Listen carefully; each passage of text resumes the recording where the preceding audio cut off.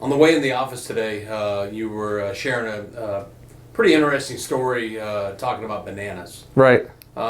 Share that with everybody if you would. I mean, first I got to give Vanessa, my wife, credit for this, because when she came on the radio show, one of the things she talked about was, Mike, you get so excited by financial ratios and these different terms. She goes, you lose people and you don't get it because this is what you do and you're excited, but what you need to do is take a example and outside of finances and bring it back to finances. Because when you use something that people understand, it's going to be more impactful. So when we talk about annuities, look at a Dave Ramsey or a Ken Fisher. They say annuities are bad, right? They hate annuities. Ken Fisher, oh, I hate annuities and so should you. I mean, I think it's clear how he feels about them. Every complaint I've found about annuity falls into one of three categories. Well, technically I've added a fourth, so it doesn't really work with my bananas, but I'll talk about the fourth. Number one, they say they're too expensive. Well, you know what? There's green bananas, there's yellow bananas, and there's brown bananas. Now, do brown bananas still have a purpose? What do we use them for? Banana bread. I love banana bread. So even brown bananas have a purpose. I've never sold a variable annuity. I've never sold a high-cost annuity. Yet I've helped clients maintain tens of millions into them because even those have a purpose. So just because it's high cost doesn't mean it's bad. Even brown bananas have a purpose. However, the annuities that, when we do annuity planning, the fees are typically 1.2, 1.3 or less. A lot of the annuities we use don't have any fee. But even, let's say it's 1%. I have a pretty hard time saying 1% is really expensive. So the first complaint, they're too expensive? Nope, not always. There's green bananas, brown bananas, yellow bananas. Number two, they say they limit your liquidity. Yep, they do. I don't see this as an issue. Do financial planning. Do proper planning. Build short-term income for somebody, then long-term income, then growth.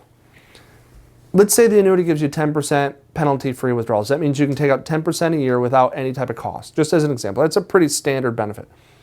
I would hope, God willing, that if you took the 10% it allows, you will far outlive this asset.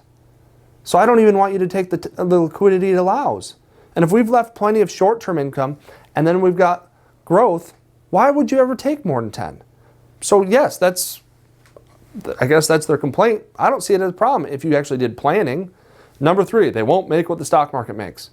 I've kind of got an immature response to this one. No duh.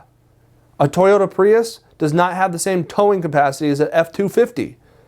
But you know what's interesting? I don't see a whole lot of Toyota Prius owners taking their keys and handing them in at the Ford dealership going, this thing doesn't tow like an F-250. What's it going to take to get me into that bad boy? It's not what it's designed to do. The annuity's not designed to keep up with the market. It won't. It's not what it's designed to do. So are they too expensive? Yeah, some are. If used right, they got a purpose. Use them right, you'll be fine. Do they limit liquidity? Of course they do. That's part of the reason you get the safety. Do proper planning, it won't matter. Will it make what the market makes? Nope, it's not designed to. A Prius won't tow what a F-250 tows. And the fourth, which is starting to come up now quite a bit, because I think the first three have been debunked quite a bit, not just by me, but a lot of people. A lot of people far smarter than I am. And the fourth is the advisor makes too much. I've got an easy way to debunk that too. Recently, I had a client who they were doing some of that reading. I don't know what author they had read, but they said, Mike, I'm a little worried. I think there's a conflict here. And I said, what's that? They said, well, you make a ton of money on annuities. I said, well, first of all, we're going to show you before we do any product, you're going to see exactly what our firm makes on this because we show it to you on the advisory side. We had to be transparent on those fees. So to us, it's no big deal to be transparent on the insurance side. But I go, let's say that you think it's still too much. He goes, okay. I go, why don't I do this?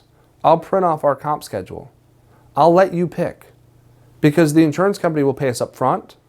Some of them will pay us over 3 to 5 years, and some will pay us very little up front, but an equal amount every year for as long as you have this. I go, number one, very seldomly do we take the up front. There's a couple companies that they don't have a good other options, but most of them we take it over 3 to 5 years because they pay us a lot more to take it over 3 to 5 years. That's easy math to me. But if you don't feel comfortable us taking what we're paid over 3 to 5 years, I'll take it annually.